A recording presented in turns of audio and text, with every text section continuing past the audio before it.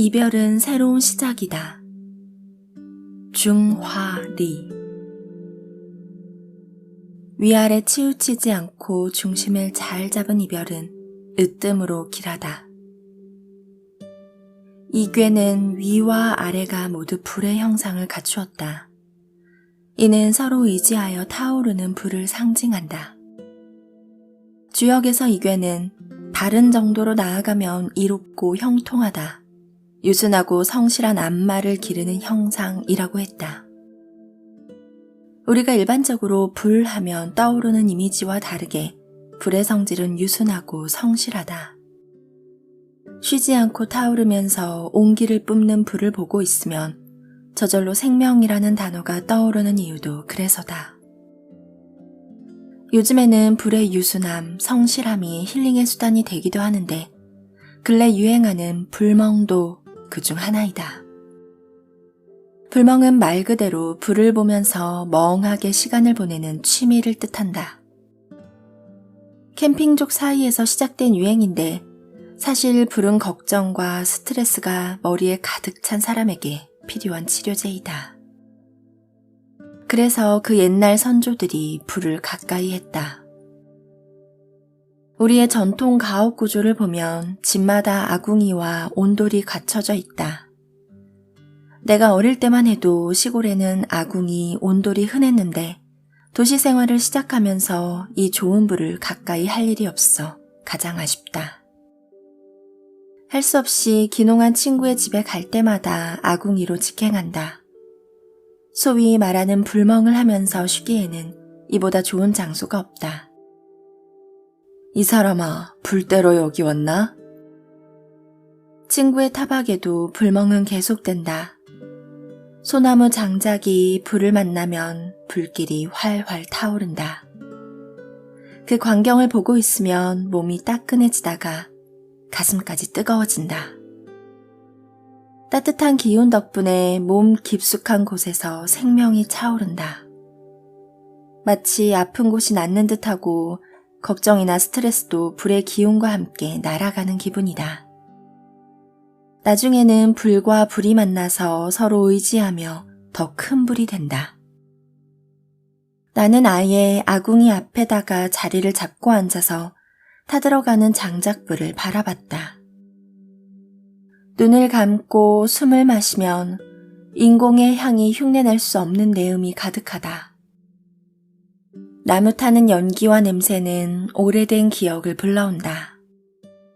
어린 시절의 냄새 같기도 하고 인간의 유전자에 새겨진 원시의 냄새 같기도 하다. 편안하고 그윽한 냄새가 뇌를 편안하게 한다. 인류의 역사가 불을 발견한 이후부터 그 전과 비교할 수 없이 윤택해진 역사를 보면 인간은 본능적으로 불을 좋아한다. 특히 우리 민족은 불을 무척 좋아해서 아궁이에 불을 때 방을 덮였다. 불의 열기가 바닥에 깔린 통로를 지나면서 굴뚝으로 배출된다. 시간이 지나면 구들장이 뜨끈뜨끈해진다. 이것이 온돌이다.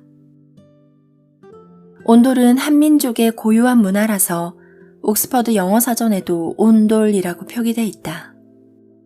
온돌의 순우리말은 구들인데 이는 구운 돌이라는 뜻이다. 겉은 화려하나 속은 공허한 관계를 조심하라. 이런 불이 하나도 아니고 두 개이기 때문에 이 궤의 상은 화려하다. 그런데 불이 붙기만 해서 다 좋은 것은 아니다. 태울 물건을 신중히 고르고 올바른 것을 태워야 형통하고 이롭다. 한마디로 기름, 마른 풀, 장작, 종이처럼 불은 불에 종속되거나 의존 관계에 있는 것을 태워야 불의 참된 위용을 드러낼 수 있다. 그래서 말을 잘 듣는 순한 앞말을 길러 이로운 것과 같은 이치라고 한 것이다. 그런데 이로운 불도 한도를 초월하면 재난을 일으킨다. 이 궤는 성실함, 온순함의 상징인 한편 상아가 모두 본질을 두꺼운 껍질 속에 숨기고 있다. 또 똑같은 상이 서로 대치하고 있는 상이라서 특별히 주의가 필요하다. 똑같은 불이 대치한다는 것은 서로의 마음이 잘 통한다는 뜻이기도 하지만 반대로 관계, 사업, 거래에 있어서 의기투합하지 못한다는 뜻도 포함한다. 서로 자신의 뜻만 내세우면 좋게 유지될 관계를 잃어버릴 우려도 있다. 따라서 오만, 사치, 자만을 버리고 검소, 절약의 미덕을 지켜야 한다. 이괴는 이별수를 뜻해서 겉은 불타올라 화려하나 속은 공허하다. 그래서 거칠애에만 집중하다가 패가 망신하는 수가 있다. 때로는 좋은 이별도 있다. 우리는 살면서 다양한 이별을 겪지만 인간사에서 남녀 간의 이별이 가장 보편적이다. 한 번은 먼 지방에서 운명 상담을 받겠다고 찾아온 여성이 이별한 이야기를 들려준 적이 있다. 그는 한 남성과 2년째 교제하며 홍기가 꽉 차서 결혼 이야기도 나누었는데 너무나 어처구니 없는 일로 이별했다고 했다. 제가 심적으로 많이 의지했고 서로 잘 통한다고 생각했던 사람이에요. 근데 갑자기 헤어지자고 하는 거예요. 상담하러 온 여성의 남자친구는 5개월 전쯤에 직장을 서울로 옮겼다고 한다.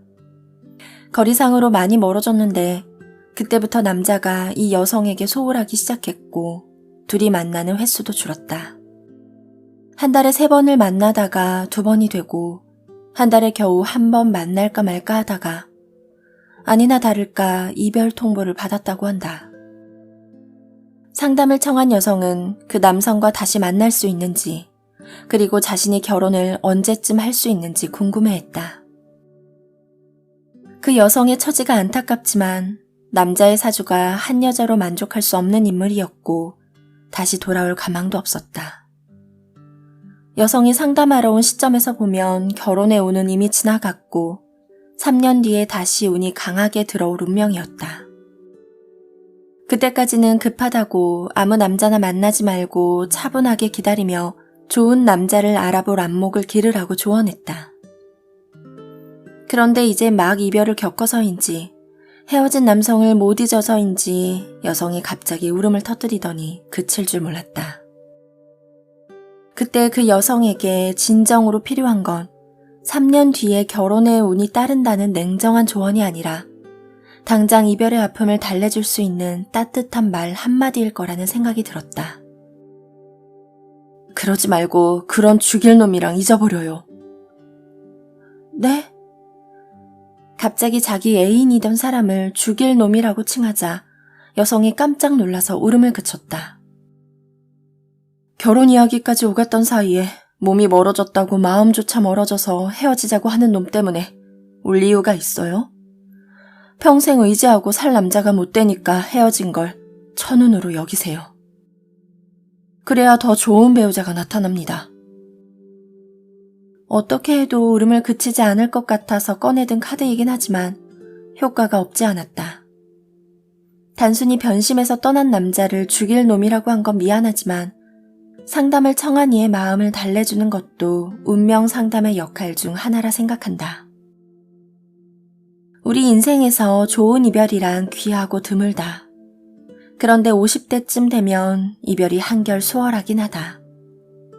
오래 다니던 직장을 떠나서 새 직업을 모색하며 인생 2막을 시작할 수 있고 자식들이 잘 자라서 둥지를 떠나고 독립하기도 한다. 또 젊을 때는 나와 잘 맞지 않는 사람과도 어떻게든 잘 지내려고 애썼다면 50이 넘어서는 쿨하게 자기만의 갈 길을 가는 게 더 현명한 방법일 수 있다. 나이듦이 주는 선물이 아닐 수 없다. 갑작스러운 이별도 담담하게 받아들이는 지혜가 필요한 때이다. 그 또한 나이에 걸맞게 성숙해지는 길이다.